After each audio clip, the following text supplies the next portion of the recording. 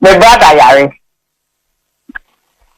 And I'm honestly, me in Kenya, I'm member family now almost taking action because almost say me brother and with almost like stacking and I say visa. And after na mampo hene ne doti or chini hu ejira nchen kakra, which is which? I think or chini hu ejira nchen kakra because they say no you see your contract na ya refemu you until they say ma party is free then ya ma ya ni akọ ne health no ho say they attach to the party. No,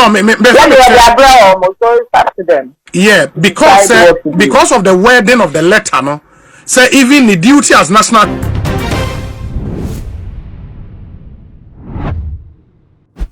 I will say I bought a rat and Simu. I could see saying it was Asempa FM so and a chairman in Tinimia Bar. Ya ono so NP edi to dwa na wo kire se ne nua be ma no credit set ne hododo no na e kame se wenya adwumu haw kakra ya wo dwene a enhye sisi yenti abusua ne kwa asetena kwa pam gitu mu se bebi adru ne de ebeye se wo betwe ne ho edi free party nim ene amanyesem kakra kra po no ne nua ba no e kire se pressure bi a na e free party no wo eba ene calls bi a na e be kire se party for na ena e demand se bebi adru no chairman wontimi enya adwuma ne ntedien ena busuane kan no nam so ena ma busuane esi gina ya wo mo de sa krata no ebeto abontiso na krata ne de na wo mo de ko e de ama party no se party ne nko a ena ehwe ensem wo na wo mu nim ne nti krata no ebeto montiso wo mo busuane de wo mo nsa enim krata ne montin so ebeto e ne wo mo de wo mo nim se party no ena wo de krata no ko so mo busuane sei ena nwa ba na wo ye MP no e kire ensem no mo esify Tony na apomo te say Mpacho na me adom ho. O constituency ne kwa constituency ben. Mpacho isita kwa ma bekoso. Central. Close to Mampong. Asante Mampong. Yes. It in Suta kwa man beposo. Ehona ejura wono. Eben ho. And ejura a different constituency. Yes. Oh, okay. I think it's about 1 hour drive from Isita. Oh, okay. Na yes, only honorable Stephen in team would be more in team into unia direct no ana. That's right. Like Papa. Papa.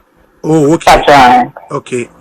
Now let's take to the chairman of the Council of Elders. We better confirm say Busiano match roll letter be say akoma Council of Elders chairman. That's right. Na musi unia no why they opeso chini who free national chairman any active politics? Oh, last week I'm planning for do a party no friend me ni bo mudin. I'm the two men say my brother yare. I'm honestly me member family now almost taking action because almost say almost me brother and with almost like stacking and I say visa. And I'm so much. It's me buy no after na mampo hene ne doti nti na my busy so me decide say me your bad so me sister I penny no or na me bona male. Coincidence that me emergency be friend no. Ono friend me a ono UK what wa Ghana. So ba no bi sam say na wonim say bra yare. Na me nim he. E no so ko be fi. Njema e no bae. Obae no baba mane na so. Ene asem we enye ye mi no asem.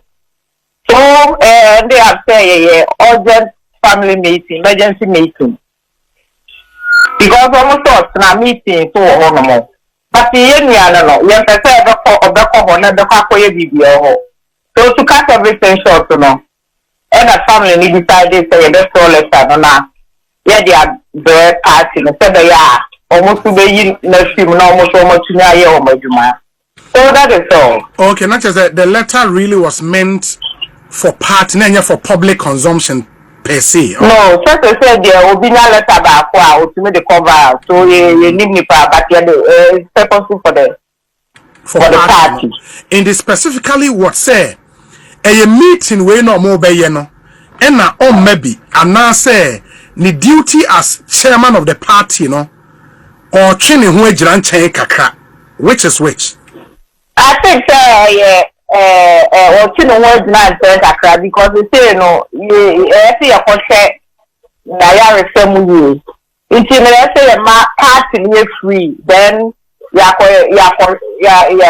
my near for the health no na to me no na party no so be my pressure all those party no for letter but individually no people are complaining me no ma complaining at me that na me mean say and so just last week I'm saying for friend no Asempa FM na me hwe mo letter ni mu a me kire abusuane letter no because Udin Shasi as one of those jointly mo sign letter we into no. I think the last but one paragraphs. One paragraph Moka say, as with any human, even merely participating in such event will not augur well for Steve due to his current cognitive dissonance and mental incapacitation for such a high-profile event at a time like this. Not to even factor in sharing it, and we the family members reject this wrong move. In the subtly backdrop of his personal human rights.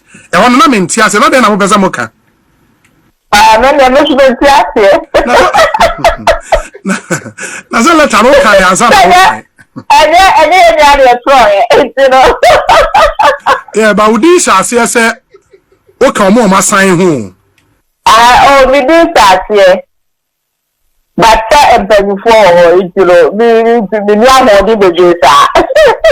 oh, okay. Odi bi papa di already Kingsley Otero me bibi won but bi nya ho dey sa e na me meeting na say say me do home India be me kan no aso kra won say da enti ase papa oh Matthias ba me ni won ho dey that's fine in this see meaning say party ne crack can go ahead and appoint an acting chairman. It's up to the party. No, it's up to them. Yeah, because of the wording of the letter, no. Say even the duty as national chairman or training who is in chain. There is a vacancy a party, no. Ebe to me acting national chairman. So I'm present me who. I don't know